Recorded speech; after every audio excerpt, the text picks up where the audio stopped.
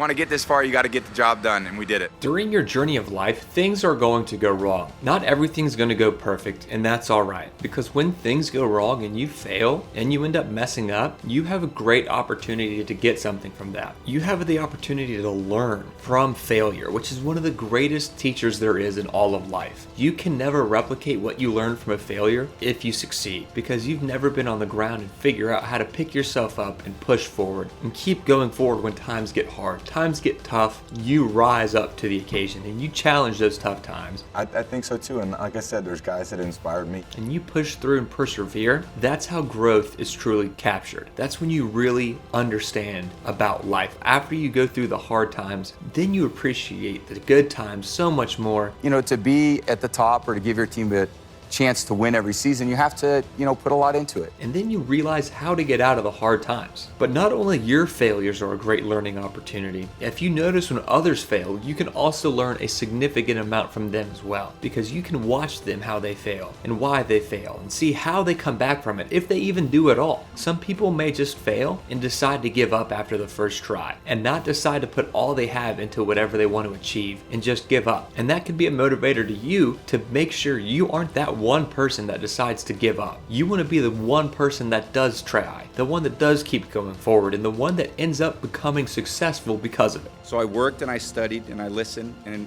I practiced, and by my senior year I was playing well enough to be recruited.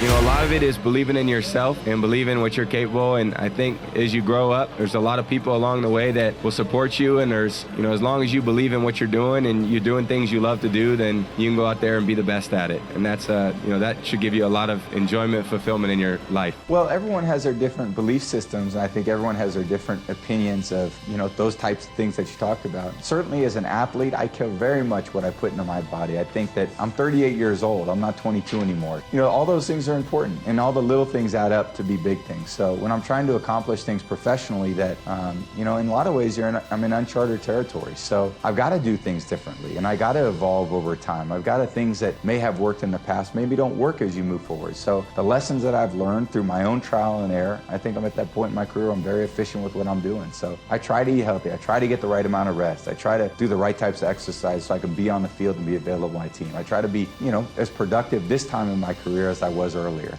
To working his tail off, to becoming a big factor in all these games. And, that particular role in our offense, in the Kevin Falk mold, in the, Danny Woodhead mold, in the Shane Vereen mold, and ultimately, what, Dion and what James have done has been incredible for our offense, because they're tough matchups. And not only can they run, and not only can they catch, but they pass protect too. And there's a lot of toughness, and they're so well coached by Ivan Fears, who's a great coach for our team, and he gets those guys so ready every week. And it's just a great performance by him when we needed it the most on the biggest stage, and he really came through for us. I'm a pretty emotional guy, so that's and for the most part during the game it's channeled toward the emotion of the game and bringing my enthusiasm and energy for our team.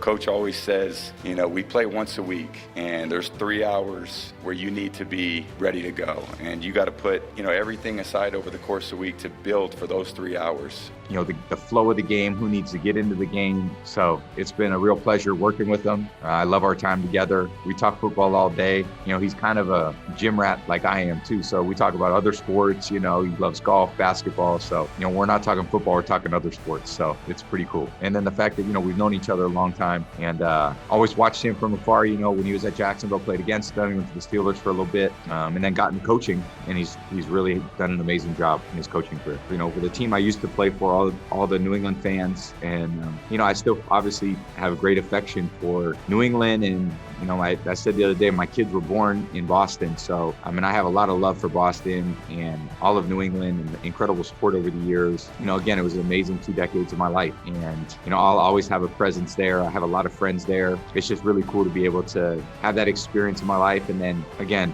have my football journey take me to somewhere else, and then come down here and play for a different team but still have incredible support. And even every man in this room is counting on you, and every player that's ever worn earn this helmet is counting on you, because you guys are the ones that are lucky enough to play for Michigan. And not a lot of other kids around the country can do that. There's probably a lot of other kids that are sitting in meeting rooms across the country playing for some other teams. Not every kid is playing for Michigan. And this place is special to me. It's special to the guys that I played with. It's special to the guys that played before me, because we love Michigan. I didn't have an easy experience. I didn't come in as a top-rated recruit. I didn't come in with the opportunity to play right away. I had to earn it. And you know what the greatest honor I've ever received as a player is? In my 4th year and my 5th year, I was named team captain. That, to this day, is the single greatest achievement I've ever had as a football player, because the men in this room chose me to lead their team. And these were my best friends. These were the guys that knew that I liked to work, that knew that I loved football, that knew that I loved to play.